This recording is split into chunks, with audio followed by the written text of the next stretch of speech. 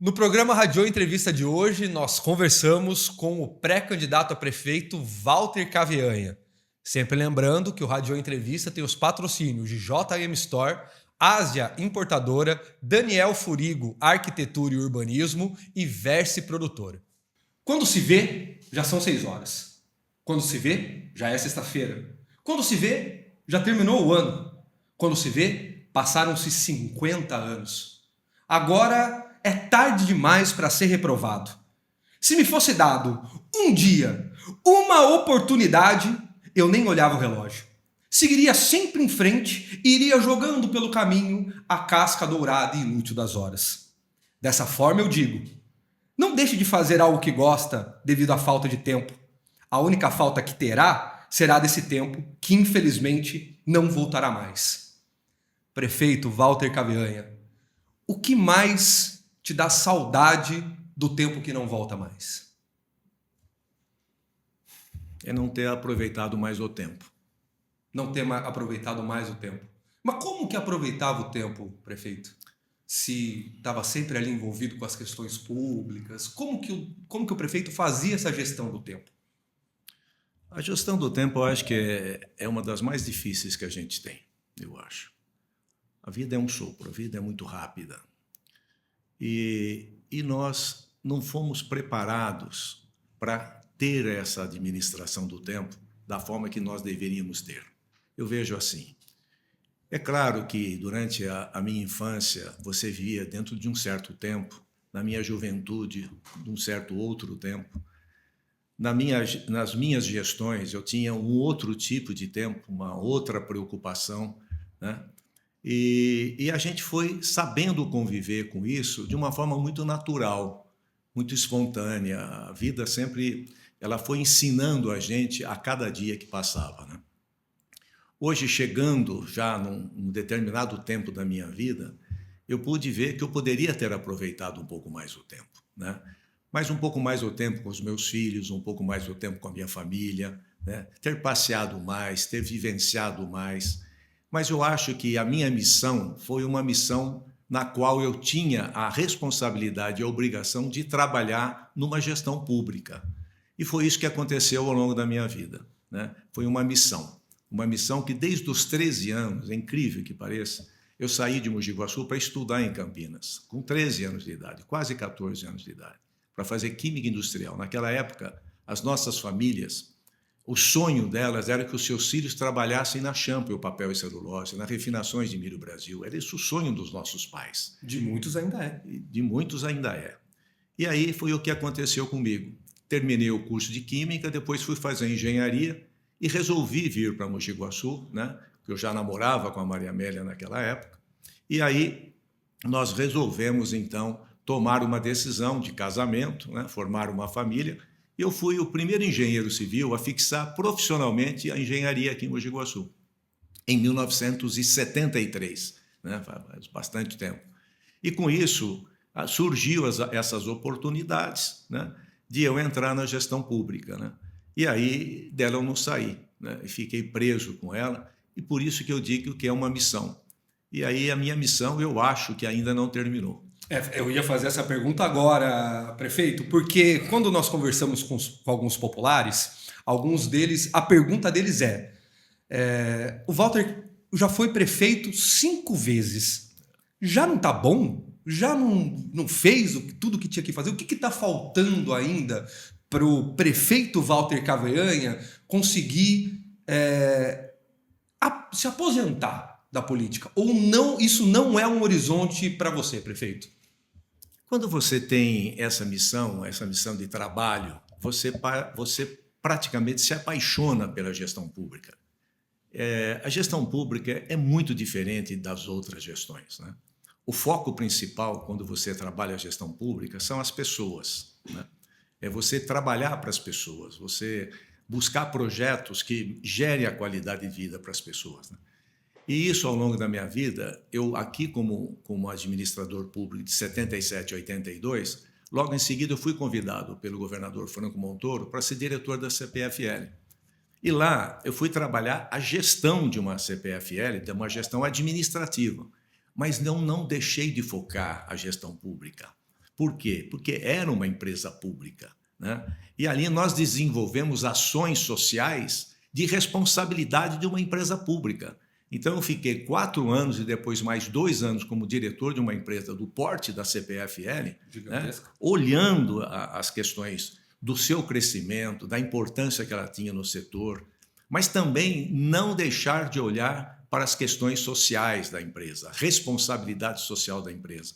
Então, essa foi a minha vida ao longo de toda essa minha história em gestão. Sim. Eu considero, prefeito, um dos grandes males da nossa política em geral a falta de continuidade de projetos. Quando você tem a troca de administração, muitos projetos bons deixam de ser continuados porque existe ali a preocupação da nova administração, e aqui não estou nem falando de Mogi Guaçu, estou falando da gestão como geral. E tem sempre aquela necessidade da nova administração de deixar a marca dela e às vezes até de deixar um pouco de lado o que os antigos administradores fizeram, meio que para trazer ali o mote de que a gestão deles foi melhor, enfim. As 2 últimas administrações do prefeito, qual seria a sua maior vitória? E você acredita que os bons projetos que o prefeito fez, eles tiveram uma continuidade ou não? Tem algum projeto que o prefeito enxerga hoje e fala, bom, isso aqui podia ter continuado e não continuou e é uma pena? Rodolfo, eu queria só fazer um pequeno comentário antes de responder dessas 2 últimas gestões. Fica perfeito. Na primeira gestão nossa, o ex-prefeito Carlos Nelson Bueno, quando chegou em 1970, o administrador aqui era o prefeito Valdomiro Galmazzini. Houve uma cheia muito grande em Mogi Guaçu, né? Encheu todo o centro da cidade. Foi a maior inundação que nós tivemos naqueles últimos 50 anos. E o Carlos Nelson, quando assumiu em 73, o Carlos Nelson desenvolveu, no final do governo dele, o derrocamento da ilha aqui a montante, a jusante do rio, ali quase próximo ali do Jangada, ali do Jangada. O rio ali tinha uma composição rochosa muito grande e que represava a água. O Carlos Nelson tomou uma decisão, abriu uma licitação, ele simplesmente abriu. Quando eu assumi, eu dei continuidade a essa obra. Uma obra importantíssima para o município de Mogi Guaçu, porque rebaixou a calha de água do rio em quase 90 centímetros. Quer dizer, você tinha uma vazão muito maior do rio.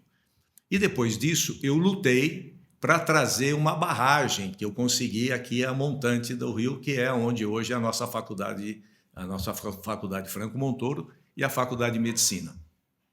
Então, a continuidade da obra do Carlos Nelson foi muito importante. Quando eu deixei no meu final do governo, eu lutei quase 3 anos para conseguir um projeto chamado CURA, Comunidade Urbana de Recuperação Acelerada. Esse projeto só saiu faltando 15 dias para mim deixar a prefeitura. Eu assinei o contrato e deixei para ele um montante de milhões de reais, para ele fazer obras, principalmente na Zona Norte e Nordeste, Jardim Novo, Jardim IP, e aonde, inclusive, ali o Senai hoje era um projeto que foi dentro do projeto Cura. E o Carlos Nelson deu continuidade a todas essas obras. Ele deu início ao Hospital Municipal, não foi possível continuar o hospital, faltava terminar o 3º andar, faltava completar. Eu dei continuidade ao Hospital Municipal e montamos esse belo hospital em Mogi Guaçu, né? Da mesma forma que foi o Centro Cultural, o Carlos Nelson deu o pontapé inicial, começou o Centro Cultural, mas não deu continuidade, nós fomos lá, concluímos. Então, eu acho importante essa continuidade, porque é dinheiro que está ali no espaço, perdendo. E o quanto foi importante você dar essa continuidade.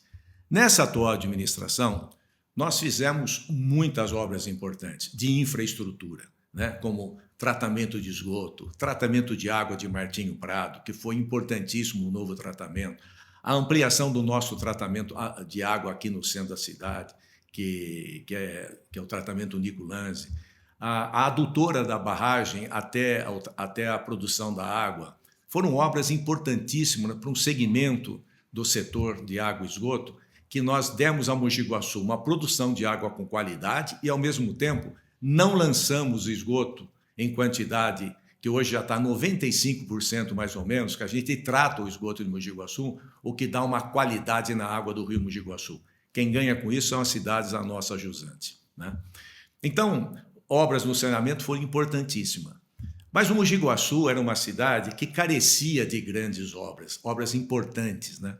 Como foi a duplicação da pista de Mogi Guaçu a Campinas, importantíssima, porque aumentou o fluxo, deu condições da gente ser um grande líder do setor de transporte, né? Da mesma coisa, a conquista que nós tivemos de Iguaçu e Espírito Santo do Pinhal, o problema seríssimo que a gente tinha, e nós conseguimos ir fazendo obras importantes.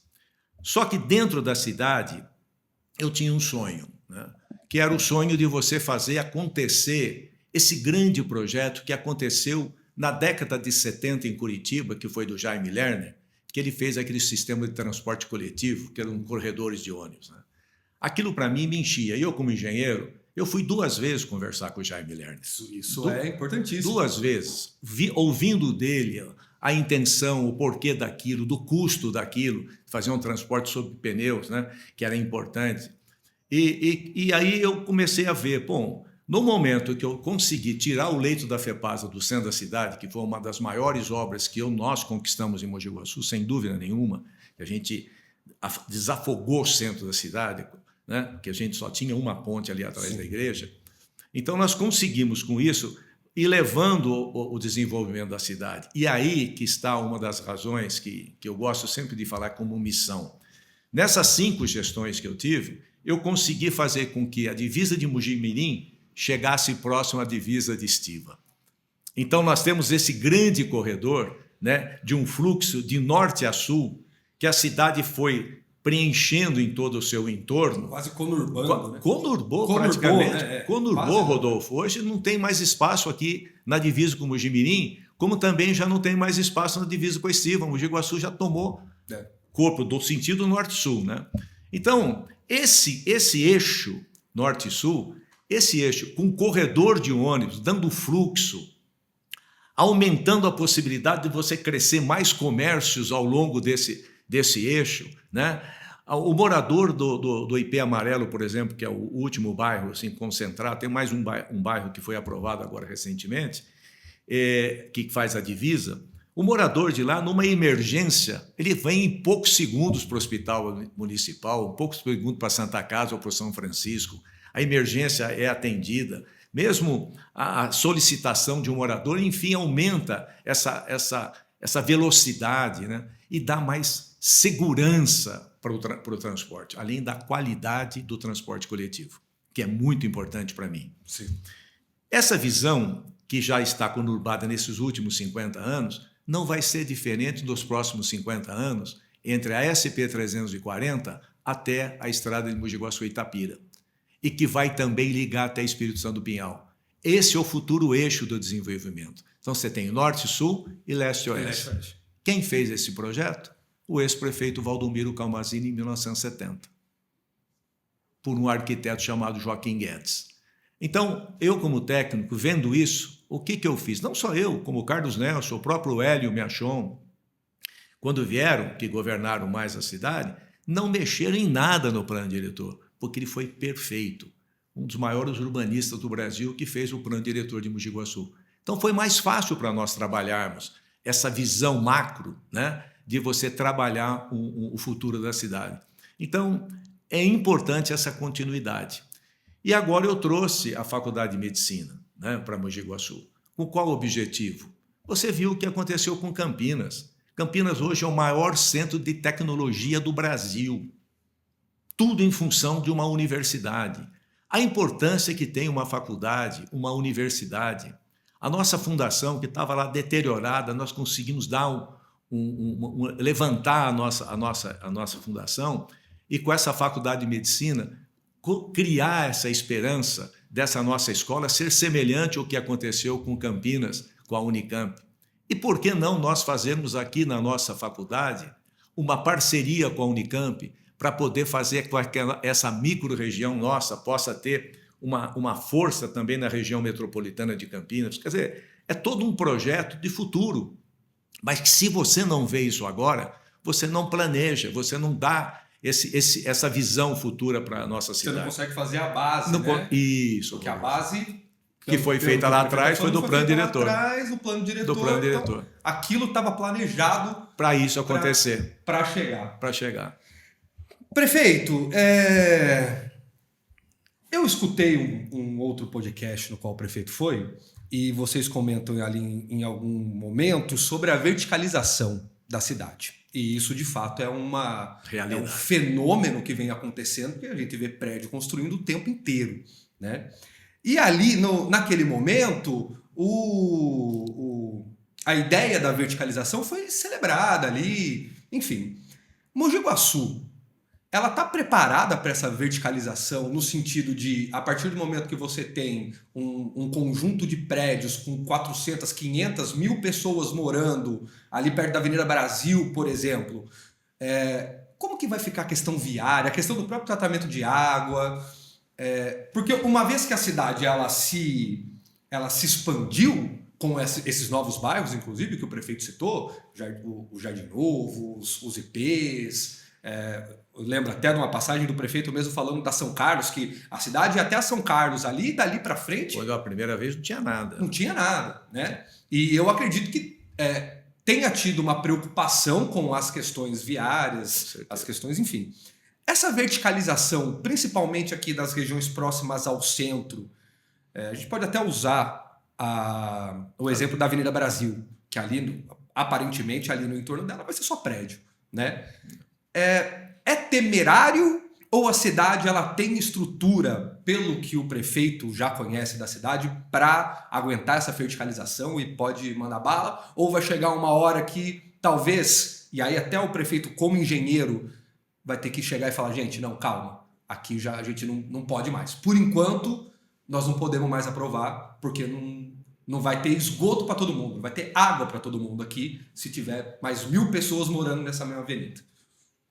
É incrível, você teve uma visão muito clara, a sua leitura está correta.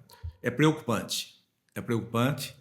Nós já, lá atrás, quando aprovamos o primeiro projeto de verticalização, que foi a Orion, né, ali na entrada da cidade, né, aquele conjunto de 4 prédios, naquele momento da pandemia, foi uma salvação que Mogi Guaçu gerou muito emprego na construção civil.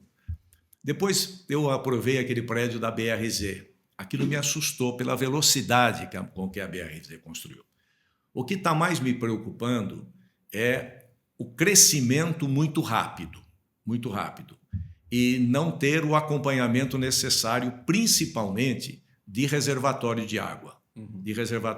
Do tratamento de esgoto, eu não vejo mais problema com relação ao sistema que nós temos lá. Mas de reservatório de água, eu já estou começando a sentir esse problema. Por quê? O centro da cidade realmente tem necessidade de uma remodelação do sistema de água e de esgoto. E o reservatório, nós temos que fazer mais alguns reservatórios para poder dar um atendimento com qualidade para o centro da cidade. Mas a velocidade das construções precisa ser mais bem controladas, né?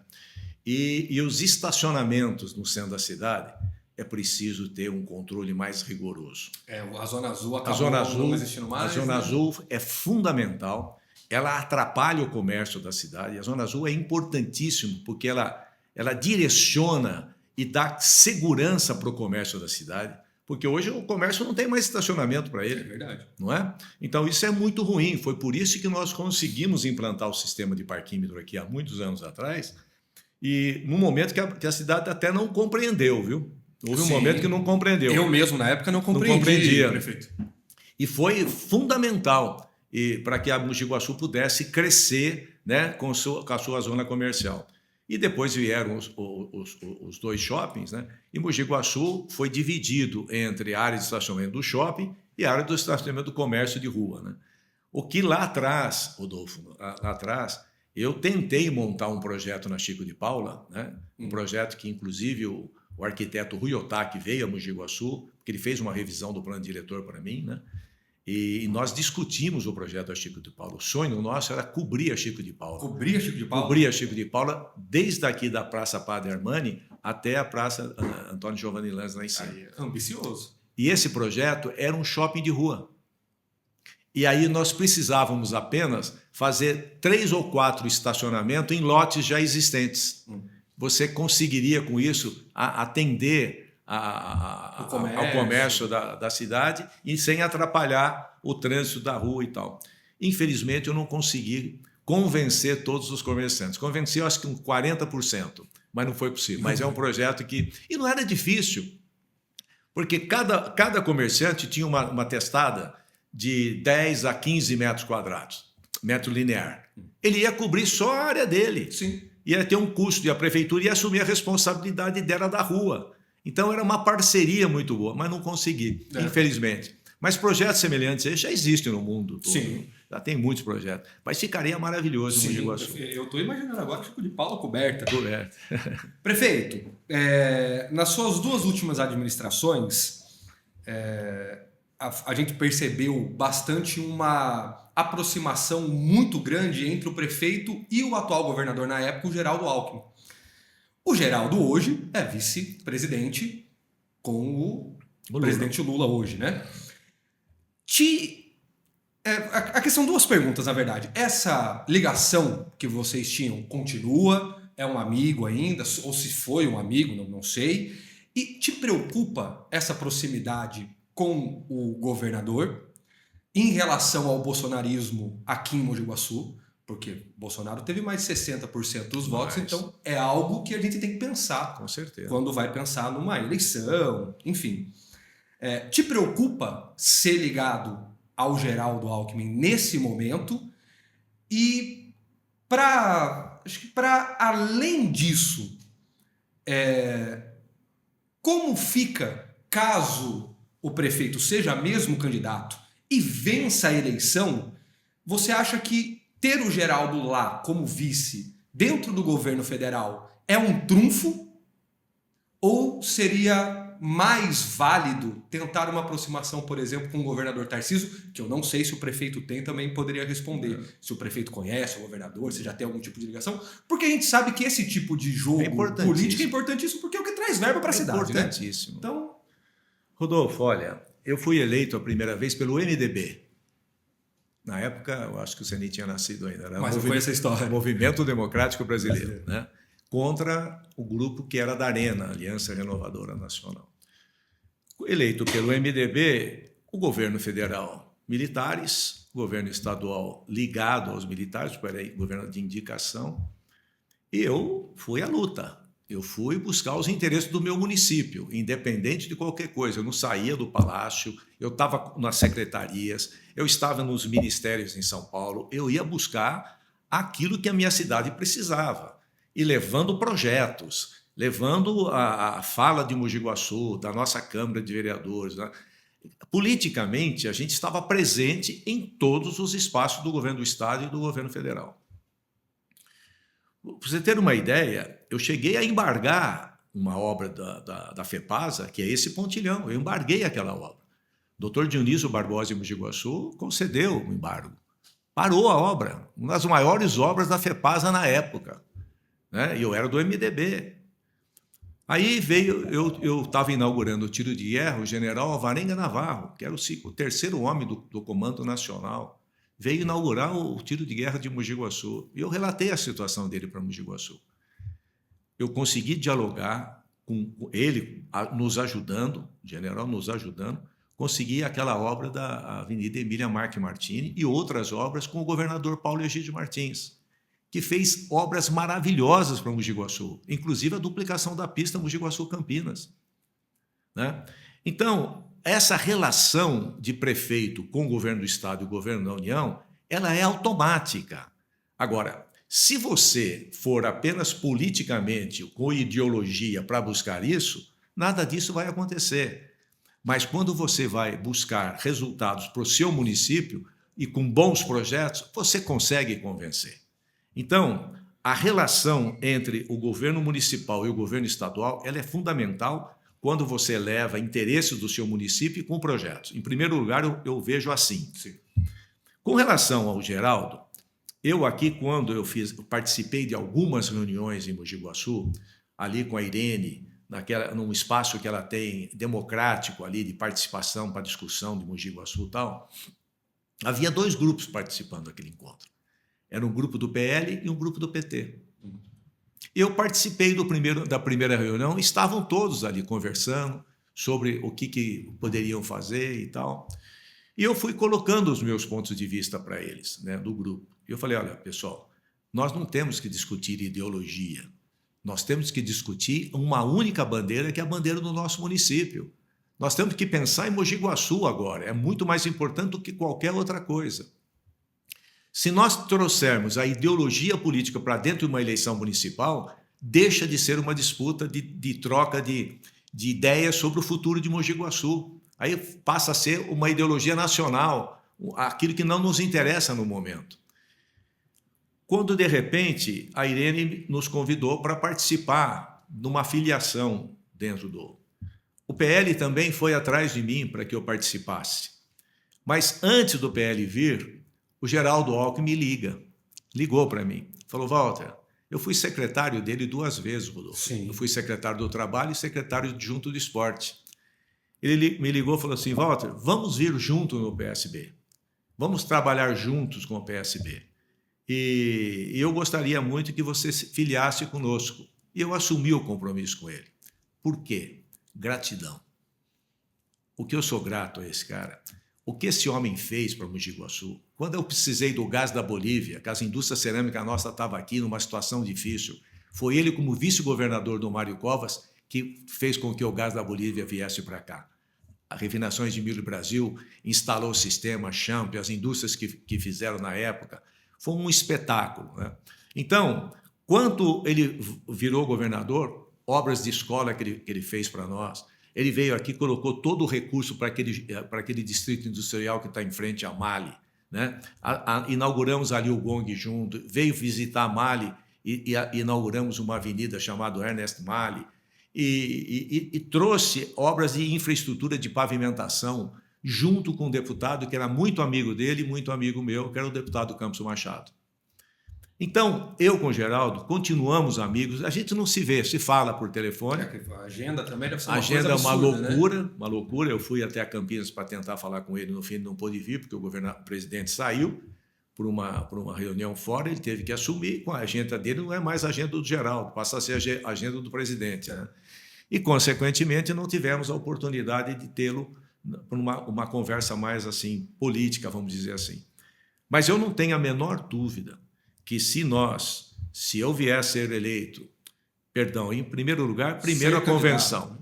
Vamos à convenção, se a convenção realmente ali permitir que a maioria que deseja eu venha a ser candidato e a gente vier a ser eleito, se for candidato, eu não tenho dúvida nenhuma que a gente vai ter o apoio do governo federal e também do governo estadual. Sabe por quê? O cara que mais me ajudou, o deputado federal que mais me ajudou nesses últimos 8 anos, foi o capitão Augusto. Capitão Augusto do PL, que tem famílias aqui em Mogi Guaçu. Um dia eu estava descendo do Ministério das Cidades, na busca dos recursos para trazer para fazer as avenidas, eu estava perdendo a esperança. Este homem chegou para mim e falou, você não precisa da minha ajuda? Desse jeito, Rodolfo. Eu falei, claro que eu preciso, capitão. E ele conseguiu tirar esses recursos para Mogi Guaçu. Ele trouxe para Mogi Guaçu, como deputado federal, quase 40 milhões de reais. É um negócio impressionante, é um número muito grande. Que essas avenidas, que é da Brasil, a ponte da Avenida Brasil, essa ponte que foi inaugurada agora esses dias aqui, nós assinamos esse contrato, ele estava presente na assinatura do contrato em 2020.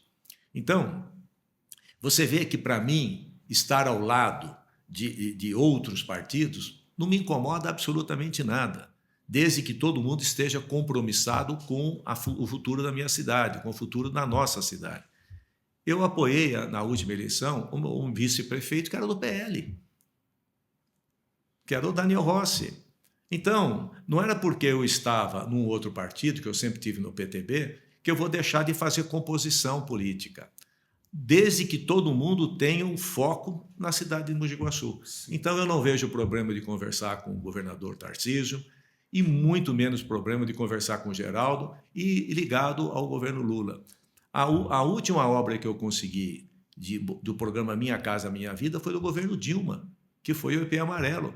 Os dois projetos do Pantanal. Eu ia para lá, eu debatia, eu mostrava e conseguimos trazer 2.000 casas para Mogi Guaçu. Não é brincadeira. Então, isso para mim, eu não tenho dificuldade em dialogar, em mostrar os interesses da nossa cidade. E também não tem como você não ter diálogo com quem tem a chave do cofre, né? Não tenha dúvida. A chave do cofre Tá ali. Você tem que conversar. E apresentar bons projetos. Sim, claro. Se você não apresentar bons projetos, você não vai conseguir mesmo. Lógico. Não vai conseguir mesmo. Claro. Prefeito, vou fazer uma pergunta rápida aqui e eu quero uma resposta rápida. Não, pode tomar água, prefeito. Fica à vontade. Vou até esperar para a resposta rápida. É difícil de resposta rápida. Essa eu acho que vai ser fácil. No auge, Walter Caveanha, centroavante ou Romário? Romário. No auge. Romário. Porque eu fiquei sabendo que o prefeito foi artilheiro aqui não sei quantos anos seguidos do campeonato, que era um bom centroavante, jogou inclusive em times de renome, Guarani, treinou, né? Não jogou, treinou. Treinei. Não, eu jogava, gostava muito, jogava no Grêmio, né? E também, quando solicitado, eu estava disputando o Atlético na segunda divisão de profissionais. Gostava muito. Modestamente, jogava um pouco futebol. Gostava, fui artilheiro por 3 campeonatos amadores seguidos aqui. Gostava muito. E quando eu fui treinar com o Clóvis de Almeida, o pai e o filho, que jogava também muito bem, o Cá, que era meu colega até hoje, meu grande amigo, e nós estudamos juntos. E o seu Clóvis foi um dos maiores meia-esquerda que o Mogi Guaçu já teve na sua história. Jogou no Flamengo, jogou. E o seu Clóvis levou a gente para treinar na Ponte Preta.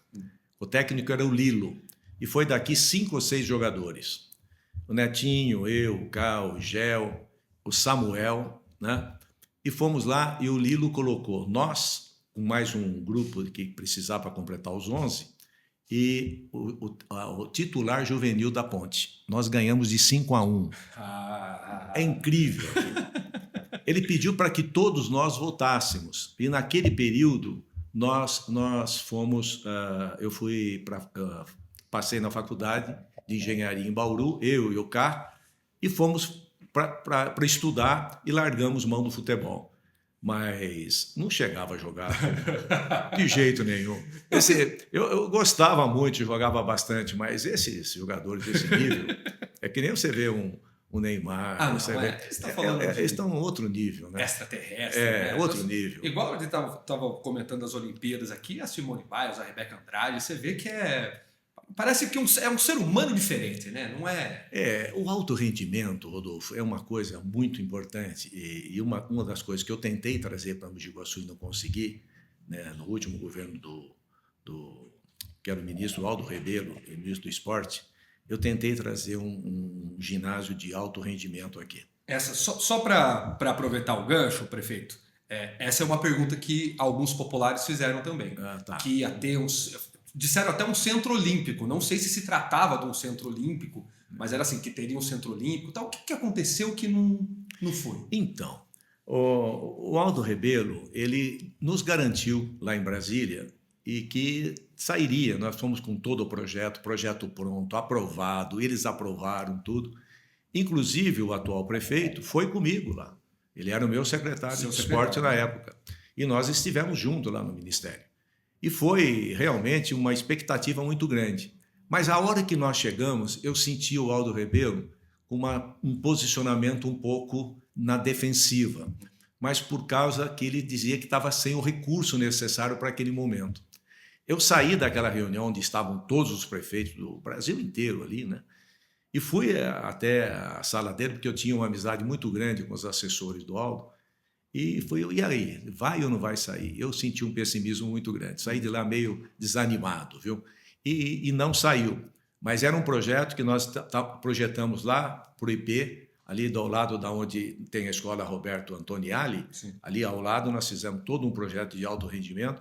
É o que falta para Mogi Guaçu.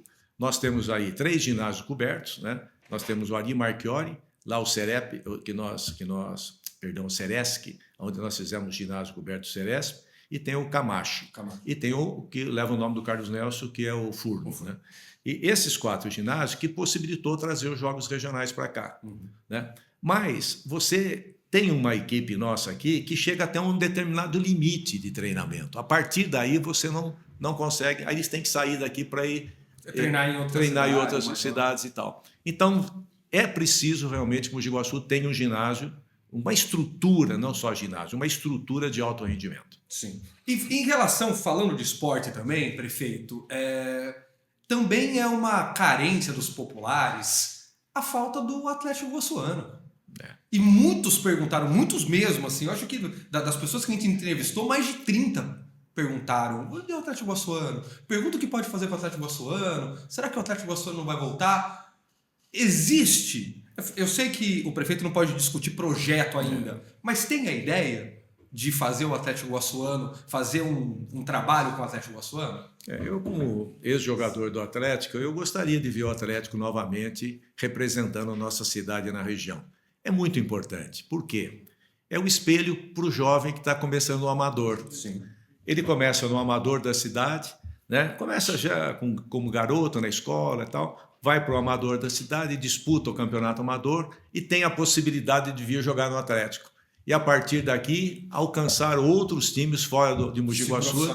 Se profissionalizar. É o sonho de muita garotada, né? E o sonho de muitos pais hoje em dia, porque vê os exemplos que estão acontecendo por aí, quer que os seus filhos também cresçam. Eu tenho um colega que jogava muita bola, o filho do Fernando Godinho. Esse menino era um craque de bola. O filho dele, eu não vi jogar ainda. Diz que está jogando melhor que ele. E ele tem um sonho de ver esse menino crescendo. E é um meio-esquerda, meio campista, diz que bate com a esquerda muito bem e não é fácil. Não, quando você tem um meio-esquerda, é um jogador, esses são jogadores de elite. Normalmente, né? Nasce bom, né? Nasce bom. O tardo canhoto nasce bom. Né? Então, aqui no Guaçu tem muitos bons jogadores que têm possibilidade de sair. Então, você tem que ter o Atlético aqui para ser esse espelho e esse encaminhamento para esses atletas para fora daqui. Então, eu não vejo dificuldade. Não é fácil. Não é fácil. Claro. Tocar um time de futebol hoje não é fácil. Mas tem um grupo de pessoas aqui no Mogi Guaçu muito interessadas e, sem dúvida nenhuma, a prefeitura pode dar um grande apoio. E é uma cidade que comporta, né? Comporta. Poxa, o Atlético Goiaçuano quase chegou à elite do Paulista, sim, né? As divisões de elite. Meu pai foi jogador do Atlético. Meu pai foi goleiro do Atlético. Goleiro do Atlético. Eu joguei como centroavante no Atlético, né? Os meus primos todos, o Babá, o Peri, eram jogadores aqui do Atlético. Tinha o Atlético e tinha o Cerâmica Clube aqui. Tinha 2 times espetaculares. E o amador do Guaçu sempre foi amador bom, viu? Sempre foi amador bom. Sempre. Agora me preocupa um pouco. Eu vou explicar por quê. Eu fui assistir uns jogos aí, eu vi o campeonato amador, onde 80% dos jogadores, ou quase 100% de alguns times, eram jogadores de fora, não eram jogadores daqui. Eu acho que a gente tem que limitar, 60% daqui, 40% de fora, estudar um jeito para motivar a garotada daqui a disputar o campeonato amador. A jogar o amador. Essa é a minha leitura. Inclusive, esses jogadores de fora, normalmente, não vem de graça também, né? Eles têm lá suas remunerações, enfim, são bons jogadores. É normal, né? Normal, sim, é normal, mas tem custo. Acontece. Prefeito, a política hoje, ela foi muito virtualizada. Hoje em dia tudo está no virtual, tudo está na rede social. O prefeito foi político numa época que isso era um sonho distante. Qual é a principal diferença entre a política do olho no olho que a gente tinha na década de 80, 90, até nos anos 2000, e a política hoje que roda muito mais no WhatsApp do que na comunicação pessoal entre as pessoas?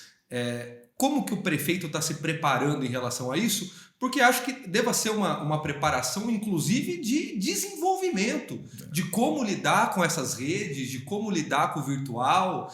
Eu vejo aqui que você tem o apoio disso também, isso é essencial. Mas, pessoalmente, o que o prefeito não gostaria que tivesse mudado daquela época, dos anos 80, dos anos 70, 90, que mudou hoje E como que o prefeito está encarando essa mudança e está se preparando para essa mudança fundamental da política?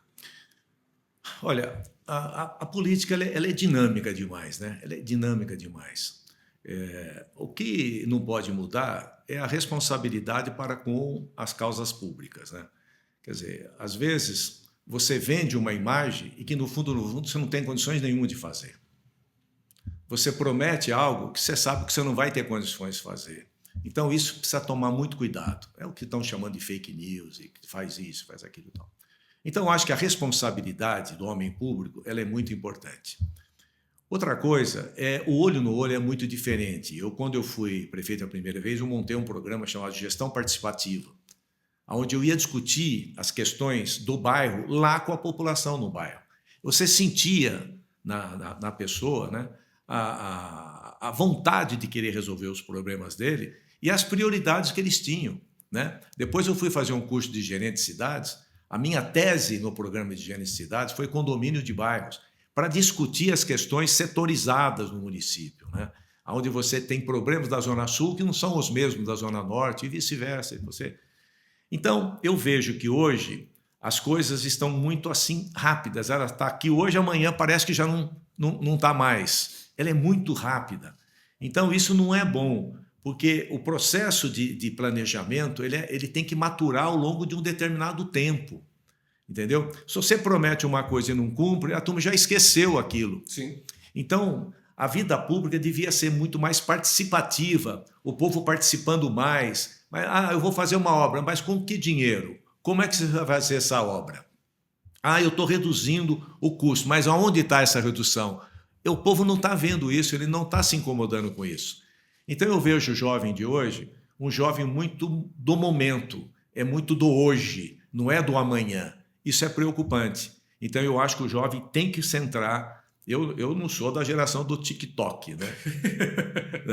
É diferente. Mas eu tenho certeza, prefeito, que neta... vídeo do prefeito certeza. Dançando ia viralizar, mas de um jeito assim absurdo, prefeito.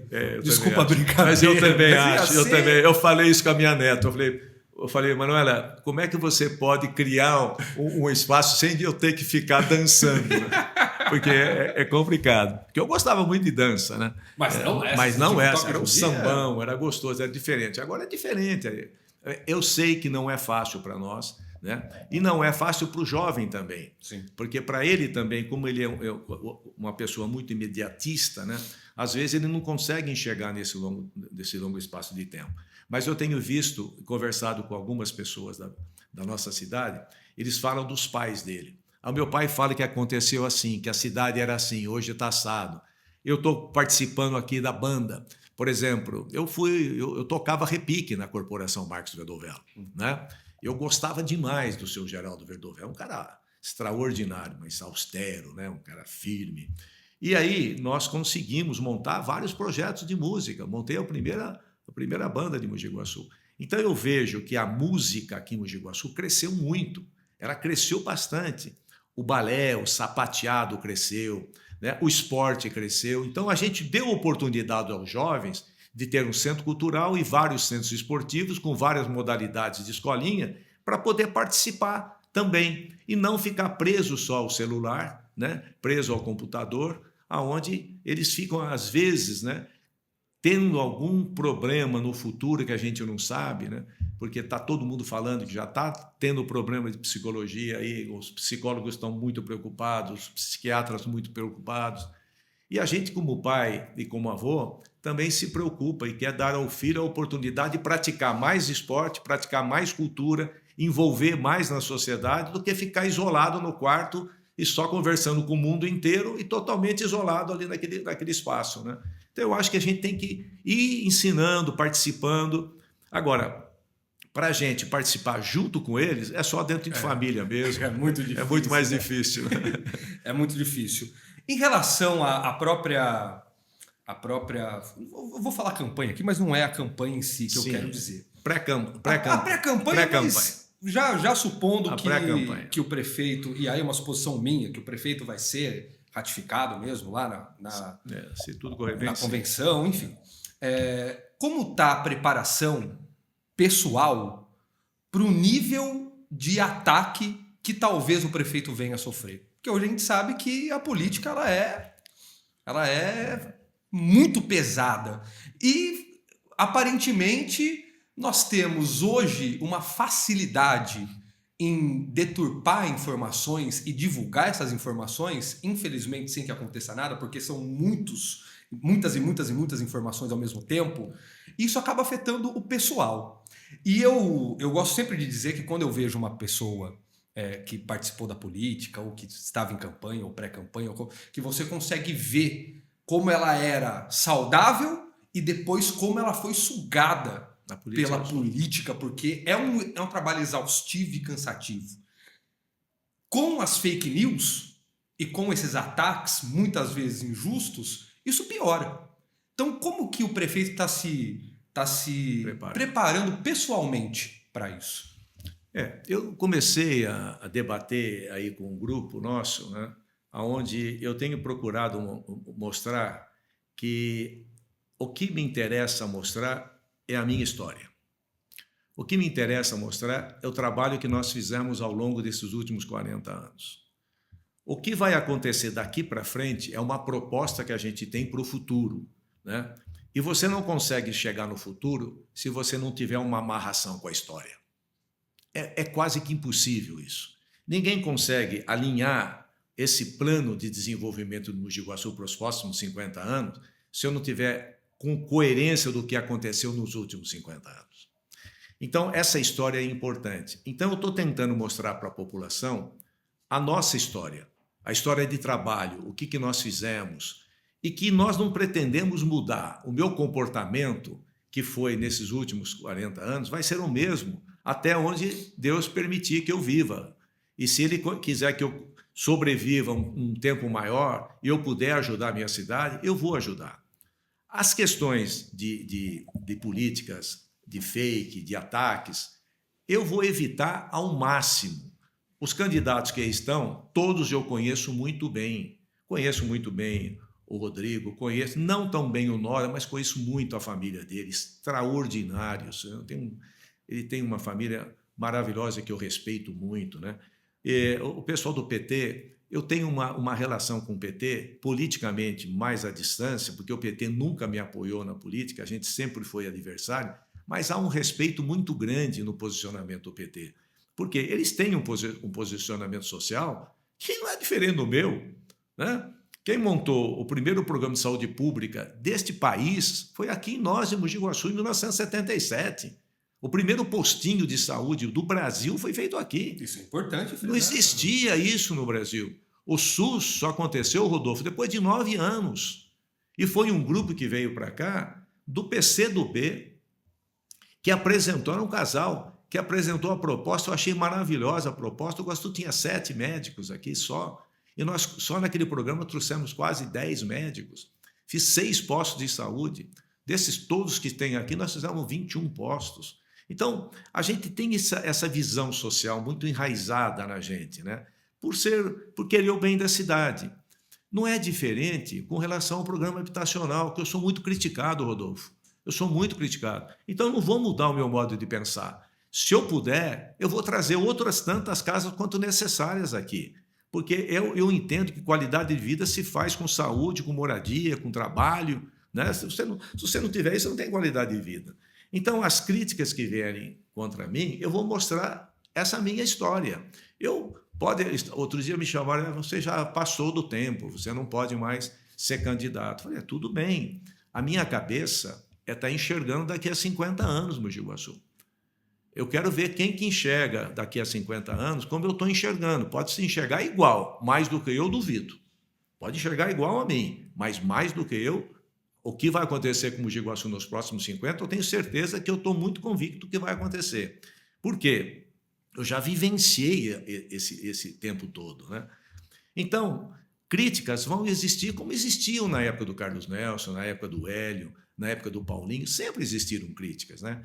Agora, eu espero que a gente consiga fazer críticas com respeito. Isso é muito importante. Eu não vou desrespeitar ninguém, não vou. Vou mostrar que o caminho não é por aí e deve ser por um outro caminho. É isso que a gente deve fazer. Na saúde, por exemplo, não é o caminho que está. A gente precisa mudar. Porque se continuar assim, nós vamos ter problemas sérios. Prefeito, desculpa cortar. Posso aproveitar o gancho? Porque eu tenho uma pergunta em relação a isso também. No podcast que o prefeito teve também há 2 semanas atrás, o prefeito disse que é super importante, e acredito que ninguém nunca vá discordar disso, a valorização salarial dos profissionais do SUS. E aí a gente pode englobar ali os servidores, enfim. Na sua última administração, houve um certo impasse ali com o seu secretário em relação ao reajuste dos servidores. Então, teve um ano ali que os servidores pediram um tanto de reajuste, a prefeitura deu menos da metade. Teve um outro ano que o secretário já disse que não ia ter reajuste, que ia conversar depois e tal. É claro que ali o prefeito estava muito mais a par do que estava acontecendo na cidade, né? Mas como que a gente valoriza o profissional de carreira, que é muito importante para qualquer serviço público, sendo que hoje o caminho tem sido a terceirização? E aí vou além um pouco na pergunta, porque alguns populares também trouxeram isso para nós. A terceirização, segundo esses populares, tem prejudicado o serviço. Porque terceirizados ganham menos, porque terceirizados não têm benefícios, enfim. Existe uma maneira de fazer com que o servidor seja valorizado sem ter que terceirizar? Ou a terceirização é importante, ela precisa ficar, mas o jeito que tem sido feito não está correto? Eu acho a terceirização importante quando você não tem capacidade de executar nada. Aí você traz terceiro para executar. Quando você tem uma máquina pública competente, eficiente e comprometida, eu prefiro a máquina pública. Por exemplo, serviço de água de Mogi Guaçu. Um exemplo. Eu acho que é burrice da gente entregar para terceiro, porque está tudo pronto, a equipe nossa excelente para trabalhar, profissionais de alta qualidade que têm comprometimento com o serviço, tá certo? E vamos conseguir manter um preço baixo da tarifa de água e dar qualidade para a população e um patrimônio que é nosso. Sim. Não precisa terceirizar. Quando você tem um programa de saúde, onde você tem condições de ter, estruturalmente falando, condições de remunerar bem o profissional, eu não vejo por que também você terceirizar, principalmente na saúde. Existe um problema na saúde, que é o problema mais grave que eu vejo. Há muita falta de médicos em algumas especialidades que você não consegue ter concursado na prefeitura. Esse é um problema. Que aí você tem que encontrar uma outra saída. E nós encontramos. Nós fizemos um consórcio entre os prefeitos da região no programa de saúde. E aí nós passamos a fazer, através do consórcio, contratação de profissionais para atender finais de semana, algumas especialidades que não tem. E aí eu vendo tudo isso, eu comecei a encontrar um caminho sem eu ter que terceirizar o serviço. E não terceirizei. E gastei muito menos do que terceirizado. Mas é preciso mais do que isso. Foi aonde eu lutei para trazer a Faculdade de Medicina. O que vai acontecer? Nós temos lá 60 alunos por ano. Lamentavelmente, esse ano só foram matriculados 40. Né? 60 alunos por ano. 6 anos, são 360 alunos, que é o primeiro time aí saindo da faculdade com peso e tal. Você tem um grupo de profissionais já trabalhando gratuitamente em todos os postos de saúde, no hospital, escola e dentro da cidade. A partir daí, você começa a trazer professores, você começa a trazer técnicos, especialistas, tal, e a cidade vai crescendo o seu potencial de profissionais para atender a nossa população. E é uma população ainda de 180 mil, 190 mil, que eu acho que tem, mais ou menos, estava 158 no censo, mas é mais ou menos isso. Então, eu não vejo dificuldade nenhuma em aproveitar o potencial que a gente tem. Então, eu acho que é possível trabalhar assim, sem a terceirização, com muita eficiência, muita eficácia, e trazer equipamentos como a radioterapia que nós trouxemos, de última geração e de graça. do governo Michel Temer, que encaminhou esse projeto para nós. Está aí. Nós temos hoje um centro de oncologia de primeira qualidade. Então, é possível? Claro que é. Então, você precisa ampliar o nosso hospital. O hospital hoje com 75 leitos é pequeno. Para a cidade de Mogi Guaçu. E a cidade que vai crescendo, como hospital escola, tem que ter no mínimo 250 leitos.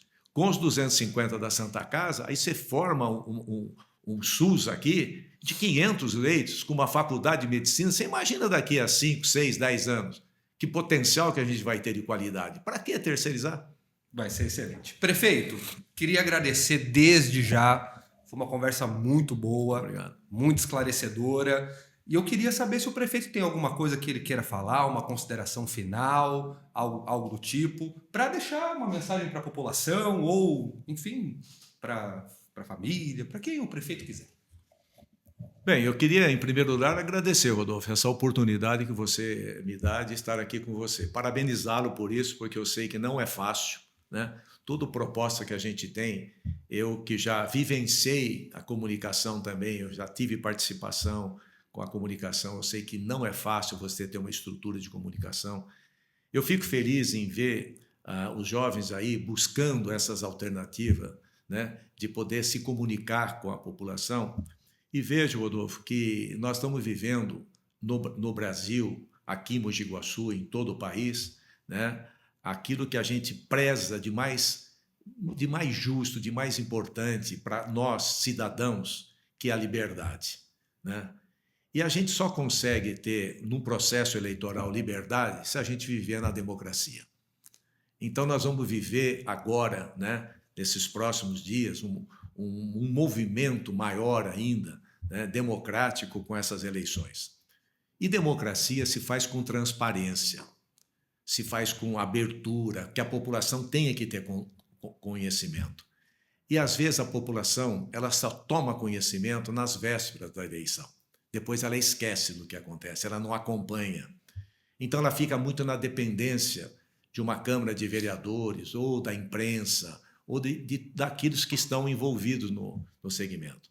Então, o que eu quero dizer para a população é que eu sinto-me feliz, né, em estar aqui ao lado de toda a população de Mogi Guaçu, de todos aqueles que amam a democracia, de poder, mais uma vez, estar participando de um debate democrático visando o futuro de Mogi Guaçu. Muito obrigado, prefeito.